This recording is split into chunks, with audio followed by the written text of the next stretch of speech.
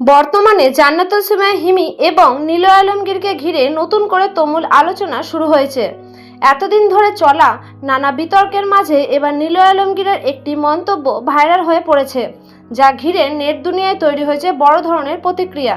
Viral হওয়া সেই বক্তব্য নিলয় আলমগীর ইঙ্গিত দেন তিনি ভবিষ্যতে হিমির সঙ্গে আর কাজ করতে আগ্রহী নন। এই কথা সামনে আসতেই দর্শকদের মধ্যে শুরু হয়েছে নানা প্রশ্ন।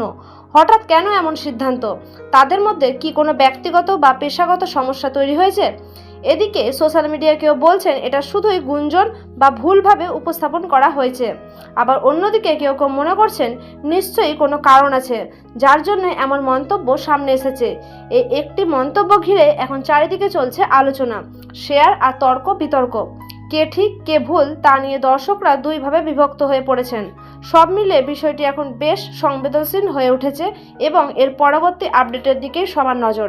আপনার কি মনে হয়, নিলয়ের এই সিদ্ধান্ত কি ঠিক নাকি বিষয়টা অন্যরকম?